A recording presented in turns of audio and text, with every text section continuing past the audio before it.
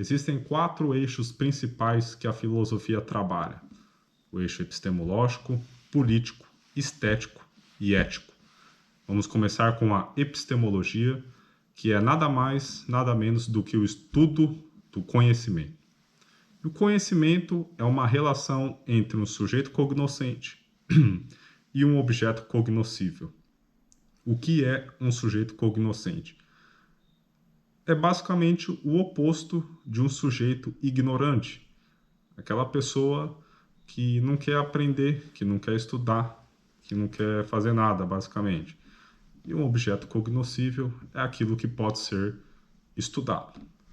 Basicamente, você tem 2 relações com a verdade, que é o objeto do conhecimento, né? O dogmatismo e o ceticismo. O dogmatismo é uma postura epistemológica que não questiona o que se apresenta como verdadeiro. Já o ceticismo é basicamente o contrário, uma postura epistemológica que questiona o que se apresenta como verdadeiro. Basicamente, será a base dos relativistas que se encontram hoje em dia, certo? Sabendo disso, podemos aprender as formas mais comuns de conhecimento. Primeiro, o senso comum. Quais são as características mais importantes do senso comum? Primeiro, ele é uma forma acrítica de conhecimento. Segundo, é a primeira forma de contato que nós temos do conhecimento. E terceiro, ele é carregado de preconceitos. Outra forma de conhecimento que nós temos é o bom senso. O bom senso, ele é o núcleo sadio do senso comum, vamos dizer. E uma diferença importantíssima do senso comum é que ele não carrega preconceito, ou seja, ele já pode ser usado ali numa argumentação, numa discussão, numa conversa e etc. Também temos outra forma de conhecimento, por exemplo, que é o conhecimento religioso, né? Já é mais fundamentado no sobrenatural, no místico, no sagrado, no transcendental.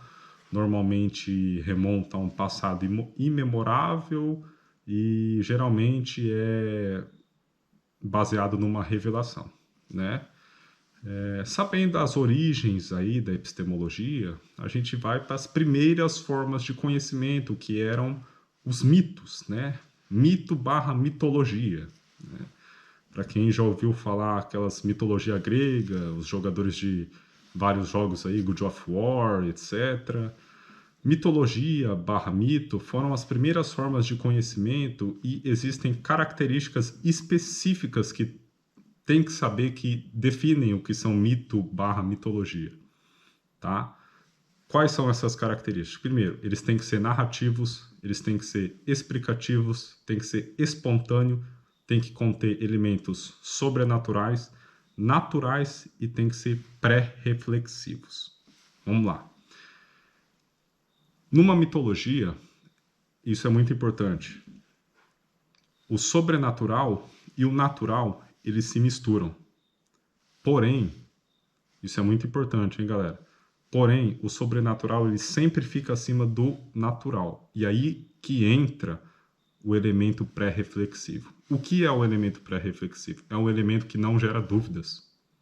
Quer ver um exemplo? Um exemplo muito bom? Por exemplo, o exemplo da maré forte. Uma maré forte seria causado pela fúria do Poseidon. Ponto final, não tem questionamento. Tá? E aí essas foram as primeiras formas de conhecimento, passado por mito, mitologia, até que a gente tem a transição aí desses mitos, dessas histórias, para o Logos. Logos, né? Logos seria aí uma espécie de racionalidade mais complexa. Mas não é uma transição abrupta, né?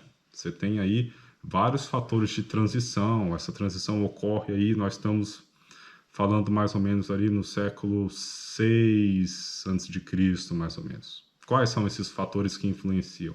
Diversos. Astronomia, arte, poesia, matemática, navegações, né, que promove muito intercâmbio cultural, e também imperfeições dos deuses, que nessas mitologias, grande parte dessas mitologias, os deuses não eram perfeitos, desagradavam muitos as pessoas, ok?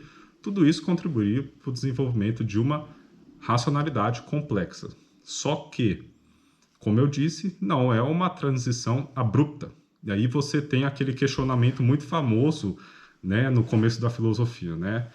Transição da mitologia para o logos seria uma continuidade ou uma ruptura? Aí surge, né, diversas teorias. E aí a gente tem três: teoria da continuidade, teoria da ruptura ou teoria da continuidade e ruptura. Vamos comentar cada uma das três. Começando pela teoria da continuidade, defendida por Cornford. Cornford simplesmente fala que a filosofia seria uma continuidade do mito, né, da mitologia, somente a única diferença seria que ela estaria ali num plano laico e pronto. Agora, a teoria da ruptura, que também pode ser conhecida como teoria da ruptura, não, teoria do milagre grego, se eu não me engano é isso, que é defendida por John Burnett. Ela fala que o mito ele ocupa-se no passado e a filosofia ocupa-se no presente. Então, portanto, ali é uma ruptura total, tá?